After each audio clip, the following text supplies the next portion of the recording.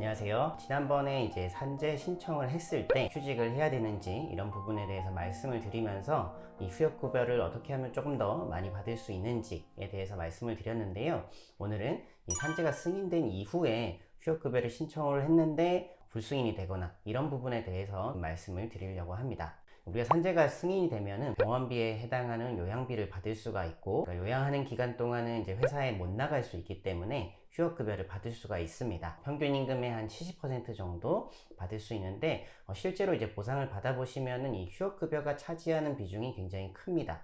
근데 승인됐는데 생각보다 많이 인정되지 않아서 난처한 상황들이 있을 수 있고, 치료를 더 받아야 되는 상황인데 공단에서는 더 이상 치료가 필요 없다라고 하는 경우들이 있습니다. 아무래도 이제 산재가 승인되면은 영원히 휴업급여가 나오지는 않겠죠. 공단에서 요양기간을 판단을 해서 어느 정도까지 승인을 해서 여기까지는 요양급여와 휴업급여를 준다, 이렇게 결정을 하게 되는데요. 이렇게 기간이 연장되다 보면은 공단에서는 치유가 됐다, 혹은 더 이상 증상이 고정이 돼서 치료의 효과가 없다, 이런 이유로 휴업급여 지급을 중단을 합니다. 이랬을 때 실제로 여러분들이 치유가 됐으면 문제는 없겠죠. 근데 나는 병원을 계속 다니고 있는데 공단에서는 더 이상 치료가 필요 없어요 라고 해버리면은 상황이 좀 난처할 수가 있습니다. 생각보다 이런 경우들이 많이 있는데요. 이런 문제들이 좀 발생할 수 있는 게, 여러분들이 생각하는 치유의 개념과 공단에서 이야기하는 치유가 조금 다르게 사용이 되고 있습니다. 우리가 보통 치유라고 하면은 아픈 병이 낫는 것, 이렇게 생각을 하는데요. 공단에서는 거기서 하나를 더 추가를 해서 증상이 고정되어 있는 상태, 치료를 해서 더 상태가 완화되거나 이런 것이 아니라 증상을 그냥 유지시켜주는 정도라도 그것을 그냥 치유라고 판단을 합니다. 그러다 보니까 이것은 악화를 방지하기 위한 치료에 불과하다라고 하면은 공단에서는 이제는 치유가 됐습니다 라고 판단을 하는 것이죠.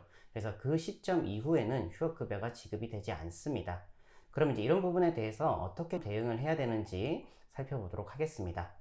우선은 우리가 요양기간을 결정을 하는 그런 심사회의에 참석하는 방안이 있습니다. 여러분들이 산재가 승인이 되시면은 주치의가 진료계획서라는 것을 공단에 제출을 합니다. 이 환자가 어느 정도 치료가 필요합니다 라고 진료 계획을 올리는 건데요. 가령 3개월 더 치료가 필요하다, 이렇게 계획서를 올리게 됩니다. 그러면 공단에서는 그걸 보고 이게 맞는지 필요한지 판단을 하게 되는데요. 이 회의에 여러분들이 참석을 하실 수가 있습니다.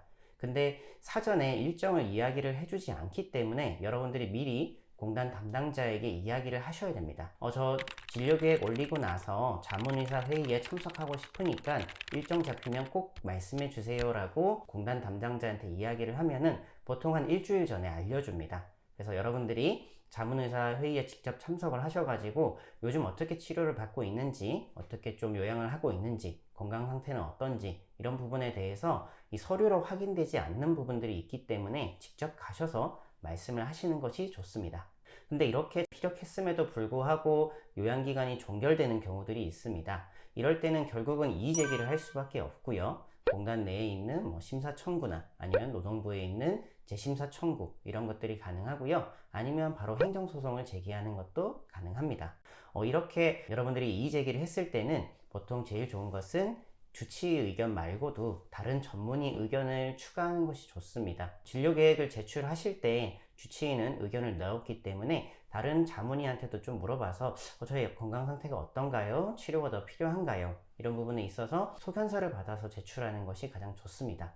만약에 여러분들이 행정소송을 진행을 하시게 되면은 이런 경우는 보통 감정을 많이 받습니다. 법원에서는 의학적 판단과 같이 전문적인 판단이 필요할 때는 판사님이 의학에 대한 전문가는 아니잖아요. 그렇기 때문에 대학병원급에 있는 의사들에게 자문을 받습니다. 보통 이제 감정 절차라고 하는데요. 그런 감정의에게 질문 같은 것들을 할 수가 있습니다. 재해자도 할 수 있고 근로복지공단도 하게 되는데요. 결국은 현재의 이 재해자의 상태가 고정이 되어 있는지, 향후 치료를 통해서 증상의 완화나 이런 것들이 더 확인될 수 있는지를 물어보게 됩니다. 그럼 여러분들이 이때까지 치료받으셨던 것들, 그리고 최근에 치료받은 것들에 대한 의무기록을 제출을 하게 되는데요. 의무기록이 워낙 많다 보니까 감정의가 모든 것들을 꼼꼼히 못 볼 때도 있습니다. 그래서 감정을 신청하실 때는 핵심적인 부분들, 가령 최근에 처방이나 이런 것들이 변경된 부분들, 이 약이 더 증상의 완화에 도움이 된다라고 해서 처방을 바꿨던 것들, 투약 기록 이런 것들을 좀 중점적으로 강조를 해서 나의 치료는 점점 효과를 보고 있다, 지금도 치료가 더 필요하다라는 부분들을 감정이로부터 받아내는 방법이 가장 좋다고 보시면 되겠습니다. 이렇게 해서 이의제기 절차를 통해서 공단의 불승인 처분이 취소가 되면은 여러분들이 최초에 제출하셨던 진료 계획대로 요양기간이 연장이 될 수가 있습니다. 요양기간이 연장되면은 그 기간에 대한 요양비나 휴업급여 이런 것들을 청구를 할 수 있는 것이고요. 오늘은 이렇게 여러분들이 산재가 승인된 이후에 휴업급여가 제한되는 이런 처분을 받았을 때 어떻게 좀 대처하시면 좋을지에 대해서 말씀을 드렸습니다. 궁금한 게 있으시면 댓글로 남겨주시면 답변 드리도록 하겠습니다. 다음에도 유익한 내용으로 인사드리겠습니다. 감사합니다.